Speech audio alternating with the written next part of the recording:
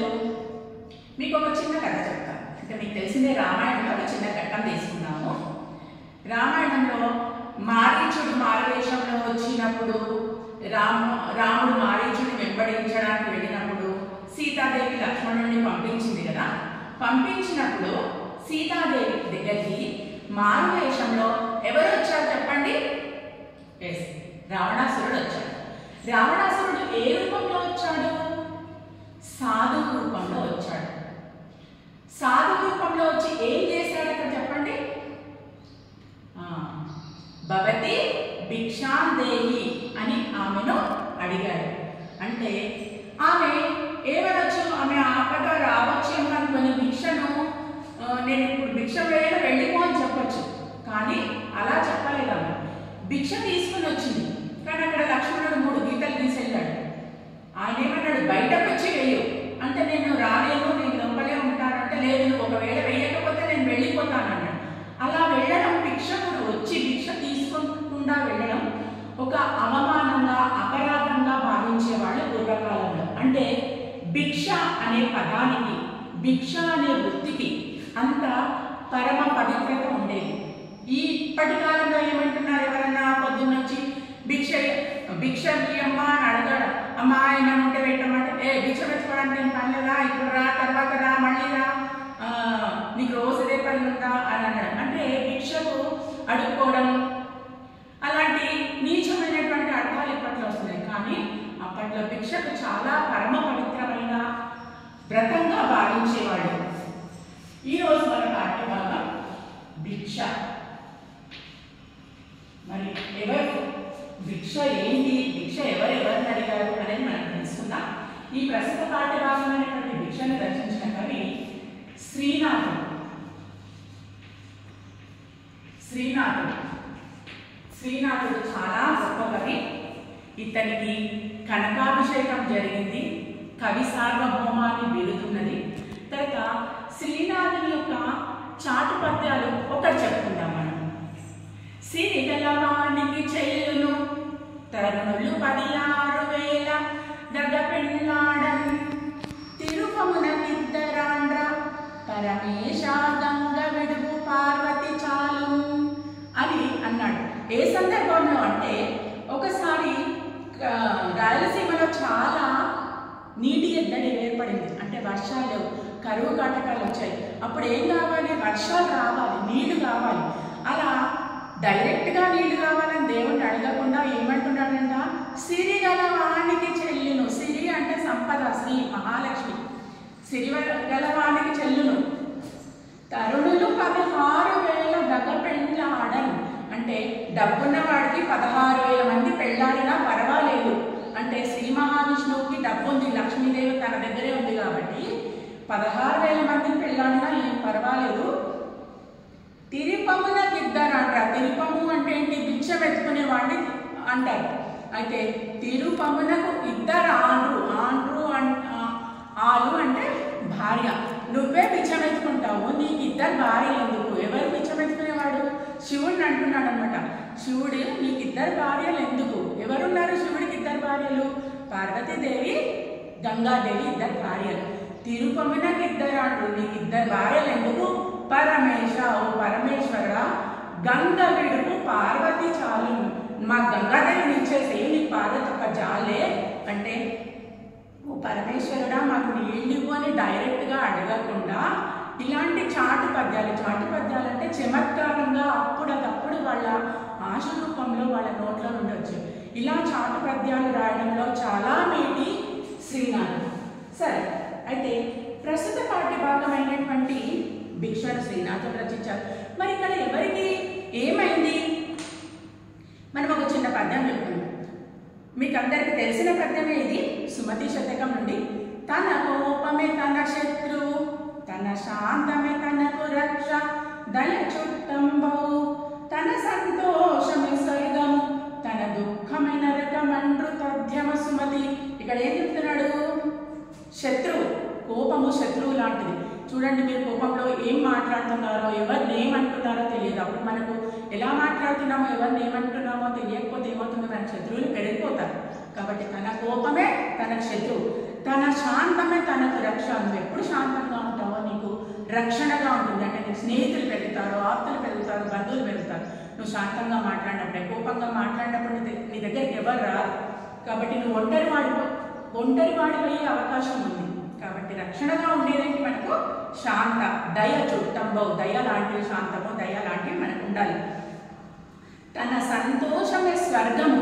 మనం సంతోషంగా ఉంటే స్వర్గం. స్వర్గం అంటే ఏంటిది?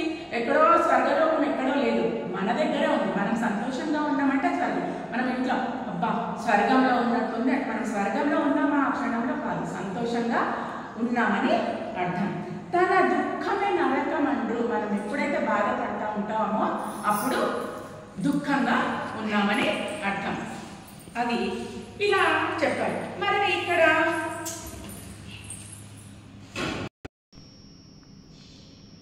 స్వర్గము, మనం సంతోషంగా ఉన్న దగ్గర స్వర్గం ఉంటుంది.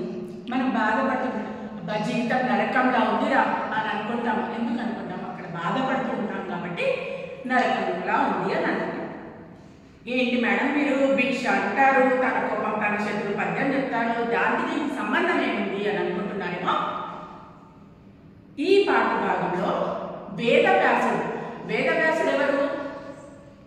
వేద విభజన చేసినటువంటి వాడు. ఎన్ని వేదాలు ఉన్నాయినా మనకి? 4 వేదం. ఋగ్వేదం, యజుర్వేదం, సామవేదం, అథర్వణ వేదం. ఒకసారి రాసుకుందా? ఋగ్వేదం, యజుర్వేదం,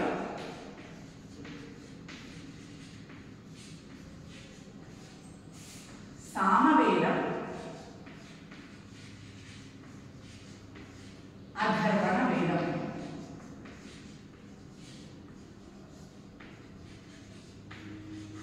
ఏ వేదం ఏం చెప్తుందో మనం క్లాస్లో చెప్పుకున్నాము. ఇప్పటి వరకు వేదాలు 4. తర్వాత వేదాలు 4 కాకుండా మహాభారతాన్ని పంచమ వేదం అని కూడా అంటారు. అలాంటి మహాభారతాన్ని రచించినటువంటి వాడు, వేద విభజన చేసినటువంటి వాడు. వేదాలు విష్ణువు నిర్మించినటువంటి, అంటే వేదాలు బ్రహ్మ మొహం నుండి 4 మొహాల నుండి వచ్చిన 4 వేదాలను విభజించినటువంటి వాడు, అంత గొప్పవాడు. తర్వాత అష్టాదశ పురాణాలు. అష్టాదశ పురాణాలు అంటే ఏంటి? 18 పురాణాలు. అష్టాదశ, అష్ట అంటే 8, దశ అంటే 10. 18 పురాణాలు.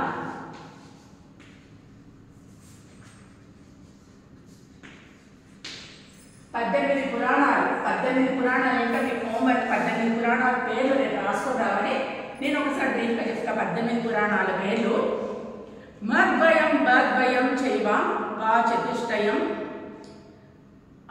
అని ఒక పద్యం ఉంది. అనాపలింగ పుస్తకాన్ని పురాణాన్ని పృథక్ అని.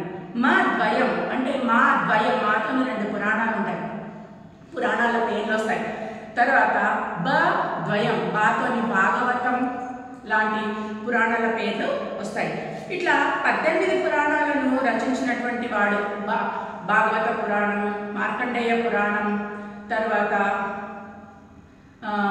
వా చతుష్టయం, వాతోని వాయు పురాణం, వరాహ పురాణం, తర్వాత ఇట్లా రచించినటువంటి వాడు. 18 అష్టాదశ పురాణాలు అంటారు కదా. అష్ట అంటే 8, దశ అంటే 10. అష్టాదశ పురాణాలను రచించినటువంటి వాడు పరమ పవిత్రుడు. మళ్ళీ పరమేశ్వరుడికి ప్రీతిపాత్రమైనటువంటి వాడు వేదవ్యాసుడు. కానీ ఇంత గొప్ప వాడికి కూడా కోపం వచ్చిందంట ఒక క్షణంలో, ఒక సమయంలో. మరి ఎందుకు కోపం వచ్చింది, ఎలా వచ్చింది అనేది మనము ఈ పాఠ్యభాగంలో మనం నేర్చుకుందాం. నెట్టుకొనికాయ వీరెండ పట్ట పగలు తాను శిష్యులు నిల్లిల్లు దప్పకుండా కాశిక విప్రగృహల వాటికల నొనర్చు అఖిల విద్యాగురుండు భిక్షాటనంబు. అఖిల విద్యాగురుండు, అన్ని విద్యలు తెలిసిన విద్యాగురుండు, విద్యలు అన్నీ తెలిసినటువంటి వాడు వేదవ్యాసుడు. అఖిల అంటే ఎన్నో రకాలైనటువంటి, మనం అనుకున్నాం వేదాలను విభజించాడు, మహాభారతాన్ని రచించాడు, పురాణాలను రచించాడు అని చెప్పేసి. 18 పురాణాలు రాయడం అంటే అంత సామాన్యమైనటువంటి విషయం కాదు. కాబట్టి అలాంటి విద్యాగురుడైనటువంటి వేదవ్యాసుడు ఏం చేస్తున్నాడు? నెట్టుకొని కాయ బీరెండ పట్ట పగలు, చాలా ఎక్కువ ఎండ, మిట్ట మధ్యాహ్నం పట్ట పగలు అనుకుంటాం కదా, ఆ సమయంలో తలపైకి ఎండ వచ్చేసింది, చాలా ఎండ పడుతుంది, చాలా తీవ్రమైనటువంటి ఎండ. అలాంటి సమయంలో అప్పుడు నేను ఇందాకే సీత స్టోరీ చెప్పాను కదా, అట్లాగే ఈ శిష్యులందరూ ఏం చేసేవాళ్ళు? వ్యాసుడికి 1000 మంది శిష్యులు ఉన్నారంట, 10,000 మంది శిష్యులు. వాళ్ళందరూ కాశికా నగరంలో, కాశికా అంటే కాశీనగరంలో భిక్షాటనకు బయలుదేరారు వేదవ్యాసంతో సహా. అందరూ భిక్షాటనకి. ఎక్కడికి భిక్షాటనకు వెళ్ళారు? విప్రగృహ వాటికల. విప్రగృహములు అంటే బ్రాహ్మణుల ఇల్లు. విప్రులు అంటే ఎవరు? బ్రాహ్మణులు. వాళ్ళ ఇంటికి భిక్షాటనకు బయలుదేరాడు. ఎప్పుడు? ఉదయమే బయలుదేరాడు, కానీ ఎప్పుడు మిట్ట మధ్యాహ్నం అయిపోయింది. తాను శిష్యులు ఇల్లు తప్పకుండా, తాను అంటే వేదవ్యాసుడు, తన యొక్క శిష్యులు ప్రతి ఇంటికి వెళ్తున్నారు, ఇల్లు కూడా వదలకుండా. ఏ ఇంటలకు? విప్రగృహ వాటికలకు ఒనర్చు, వాళ్ళ ఇంటికి వెళ్ళి భిక్ష అడుగుతున్నారు. దేనికి? భిక్షాటనంబు. ఒనర్చు భిక్షాటన కొరకు, భిక్షం తీసుకోవడానికని వెళ్తున్నారు. ఇందాక చెప్తున్నాం, భిక్ష అనేది చాలా పరమ పవిత్రమైనటువంటి వ్రతం. ఎవరైనా భిక్షకుడు వచ్చి తన ఇంట్లో భిక్ష గ్రహించక ముందు ఆ ఇంట్లో ఎవరు భోజనం చేసేవాళ్ళు కాదు. భిక్షకుడు వచ్చి భిక్షకుడికి భిక్ష ఇచ్చిన తర్వాతే వాళ్ళ ఇంట్లో చిన్న పిల్లలైనా సరే అందరూ అప్పుడు భోజనం చేసేవాళ్ళు. ఒకవేళ ఎప్పుడైనా వాళ్ళ ఇంటికి భిక్షకుడు రాకపోతే ఆ ఇంట్లో అందరూ ఉపవాసం ఉండాల్సిందే తప్ప ఎవరు భోజనం చేసేవాళ్ళు. అంత పరమ పవిత్రంగా భావించే వాళ్ళు భిక్ష అనే వృత్తిని కానీ, భిక్ష పెట్టడాన్ని కానీ అలా భావించారు. అలాంటిది కాశీనగరంలో వీళ్ళకి ఎవ్వరికీ భిక్ష దొరకలేదు. ఏమైందంట? ఒక్కొక్కరింటికి వెళ్తుంటే ఒక్కొక్కరు ఇలా సమాధానం చెప్తున్నారు. ఎలా సమాధానం చెప్తున్నారు? వండుచున్నారమను నొక్క వనజ నేత్ర, తిరిగి రమ్మను నొక్కలే తీగబోడి, దేవకార్యంబు నేడను పెరచియోర్తు, ద్వాంకవాటంబు తెరవదు వనిత ఒకటి. ఒక్కొక్కరు సమాధానం చెప్తున్నారు. మధ్యాహ్నం అయిపోయింది, అందరూ ఇంటికి వెళ్తుంటే వండుచున్నారమను ఒక వనజ నేత్ర. వనజము, వనజము అంటే వనంలో, జ అంటే పుట్టింది. ఏంటి? పద్మం.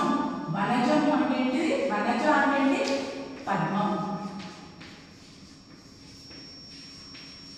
నేత్ర, నేత్రము అంటే ఏంటిది? కళ్ళు.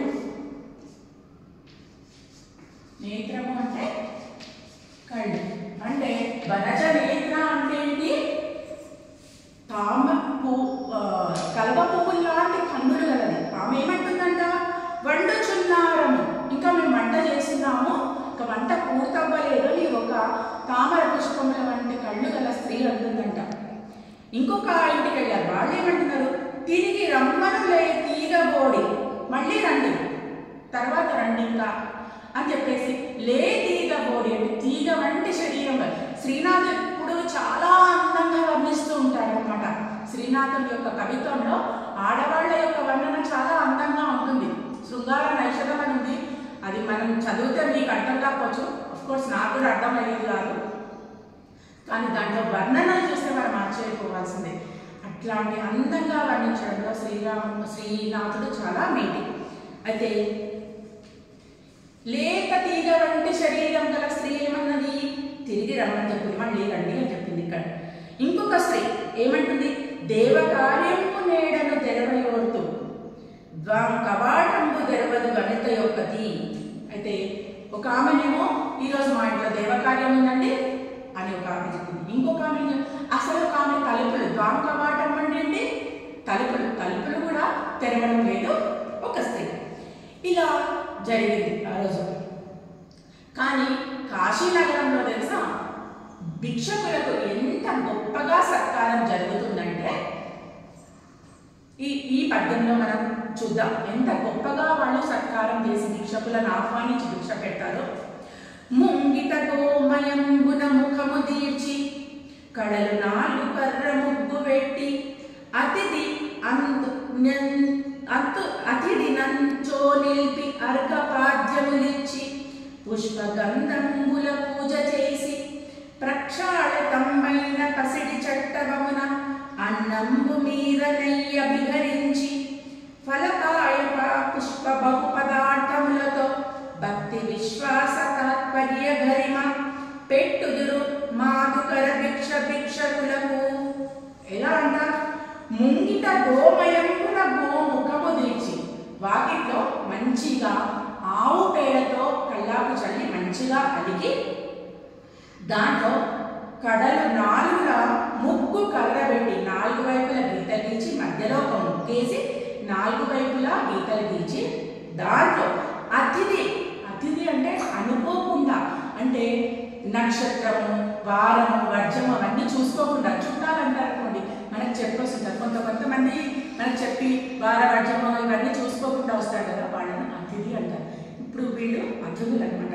అతిథిని అందులో నిలిపి అతన్ని ఆ ముగ్గులో నిలిపి అర్ఘపాద్యములు ఇచ్చి, అర్ఘపాద్యములు అంటే అర్ఘ్యము అంటే చేతులు, పాద్యం అంటే కాళ్ళు, అర్ఘ్యపాద్యములు ఇచ్చంటే చేతులను కాళ్ళను కడిగి అర్ఘపాద్యములు ఇచ్చి, పాద్యం అంటే నీటితో కడిగి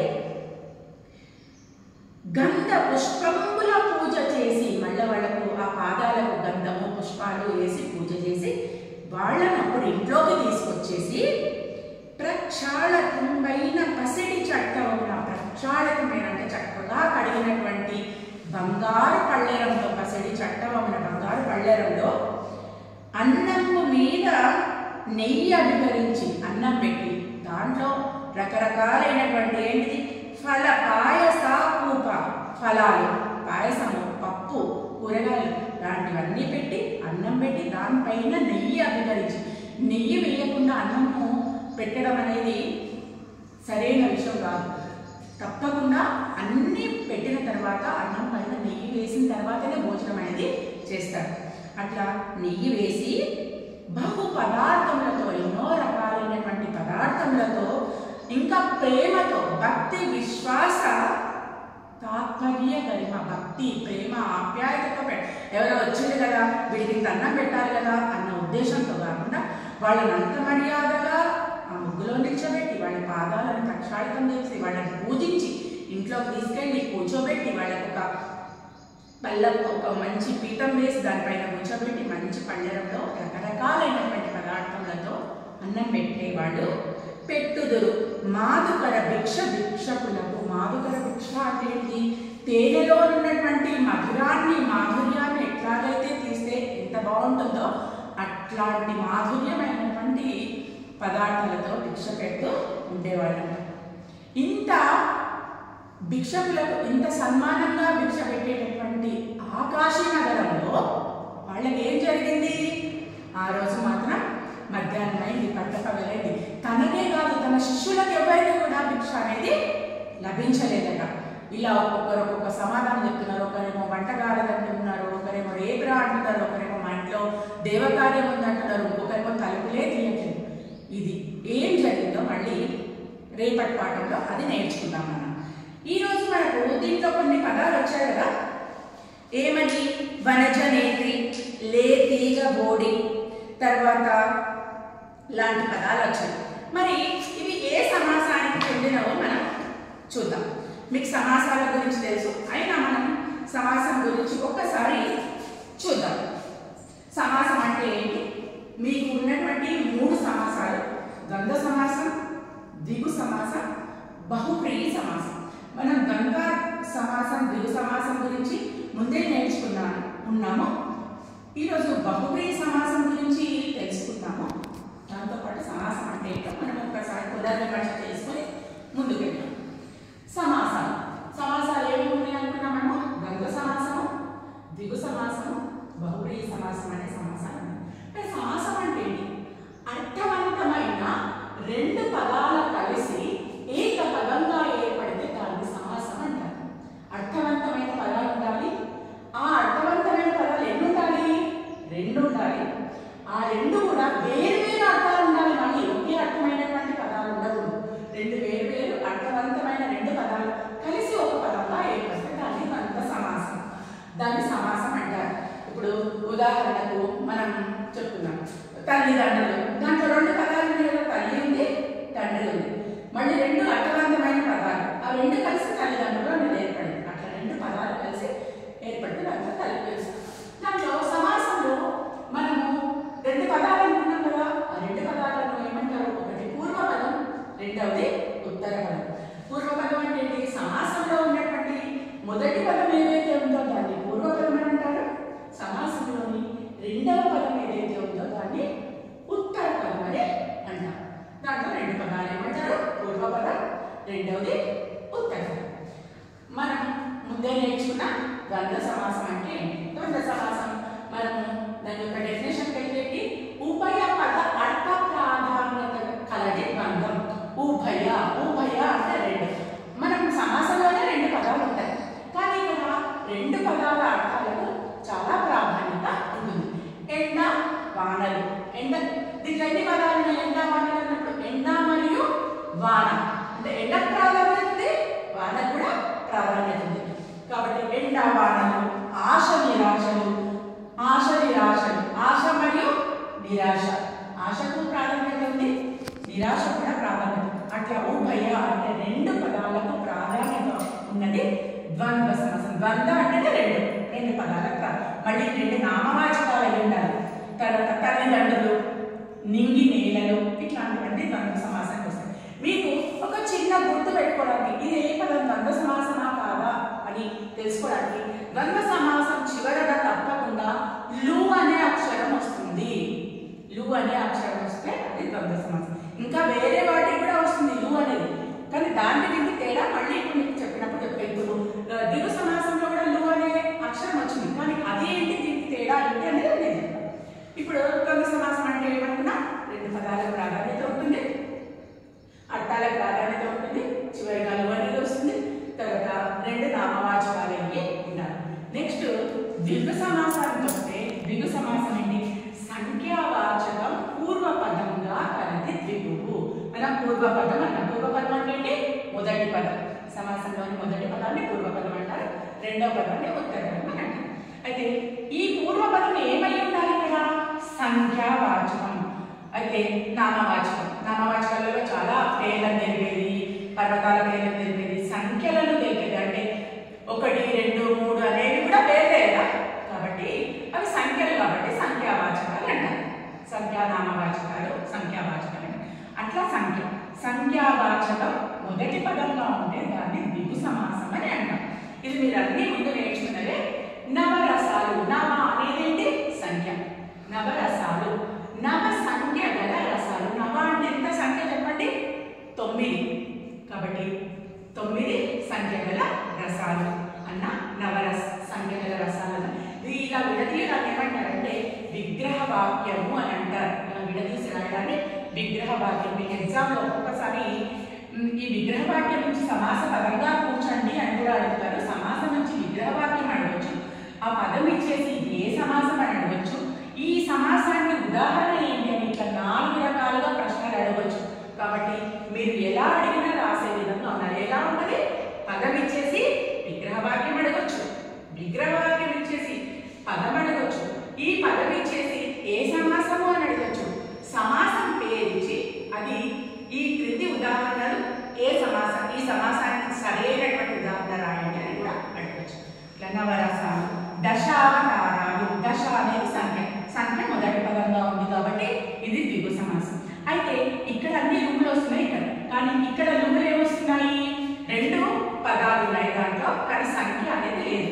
ఇక్కడ సంఖ్య ఉంది, చివరిగా లు అనే అక్షరం వచ్చింది. మొదటి పదం సంఖ్య అయితే అది ద్విగువు, కానీ సంఖ్య లేనిది ద్వంద్వ సమాసం. మొదటి పదం ద్విగువు, సమాసంఖ్య ఉండాలి సంఖ్య. 4 వేదాలు. 4 అనేది కూడా సంఖ్య. పంచభూతాలు అది కూడా సంఖ్య. తర్వాత షష్ఠీ వర్ష చక్రం. మరి అక్కడ లు అనేది లేదు, కానీ షష్ఠీ వర్ష చక్రం అది. అయితే అష్టాదశ పురాణాలు మనం ఇందాక అనుకున్నాం కదా, చతుర్వేదాలు. చతుర్వేదాలు అనేది కూడా ద్విగు సమాసం. 4 ఉన్నాయి కదా, 4 వేదాలు, 4 అనే సంఖ్య వచ్చింది. అష్టాదశ పురాణాలు, 18 పురాణాలు, ఇట్లాంటివన్నీ ద్విగు సమాసం. అంటే ద్విగు సమాసంలో సంఖ్యావాచకం అంటే సంఖ్య అనేది మొదటి పదంగా ఉండాలి. ఈ రోజు మనం చెప్పుకోబోయేది బహువ్రీహి సమాసం. బహువ్రీహి సమాసంలో ఏముంటుంది? అన్య పదార్థ ప్రాధాన్యం కలది బహువ్రీహి. అంటే అన్య ఇతర అర్థానికి ప్రాధాన్యత, పదార్థ విడదీసండి పద అర్థ అంటే ఇతర పదానికి ప్రాధాన్యత ఉండే అర్థానికి ప్రాధాన్యత ఉన్నది ఇప్పుడు బహువ్రీహి. ఇప్పుడు ఇక్కడ కూడా మీకు కొన్ని డౌట్స్ ఉంటాయి. ఇప్పుడు నాలుగు వేదాలు అన్నప్పుడు ఇక్కడ చతుర్ముఖుడు అనేది చతుర్ అనేది కూడా సంఖ్యనే. కానీ ఇక్కడ చతుర్ముఖుడు అన్నప్పుడు 4 ముఖములు కలవాడు అనేస్తుంది. అంటే విగ్రహవాక్యం రాస్తున్నప్పుడు కలవాడు కలది అని వచ్చినప్పుడు తర్వాత ఇక్కడ చతుర్ముఖుడు అనేది వేరే అర్థానికి ప్రాధాన్యత ఏంటి? చతుర్ముఖుడు అంటే బ్రహ్మ మాత్రమే. కాబట్టి దానికి ప్రాధాన్యత ఉంది. కాబట్టి ఇక్కడ మరి ఇక్కడ సంఖ్య వచ్చింది కాబట్టి ఇది ద్విగు సమాసం అవ్వడానికి వీల్లేదు. సంఖ్యావాచకం పూర్వపదంగా ఉండి వేరే చతుర్ముఖుడు అనేది మాట అవ్వదు. అది మనం దాని గురించి ఇంకా డీటెయిల్గా తెలుసుకుందాం. ముందు చక్రపాణి. పాణి అంటే చేతులు. పాణి అంటే మనం అంటారు పాణి గ్రహణం. మీరు విన్నారు ఎక్కడన్నా? పాణి గ్రహణం అంటే ఏంటి? ఒకరి చేతిలో ఒకరి చేతిని తీసుకోవడం, పాణిని గ్రహించడం, చేతిలో తీసుకోవడం, పెళ్లి. అయితే చక్రపాణి అంటే చక్రమును పాణి అందు కలవాడు. అంటే చక్రము చేతిలో కలవాడు ఎవరు చెప్పండి? విష్ణువుకి ఇక్కడ ప్రాధాన్యత ఉంది, వేరే అర్థానికి ప్రాధాన్యత ఉంది. కాబట్టి ఇది బహువ్రీహి సమాసం. బహువ్రీహి సమాసం ఎప్పుడు చివరిగా కలవాడు కలది అనేది వస్తుంది. ఇక్కడ వనజనేతి అంటే పద్మము వంటి కన్నులు కలది.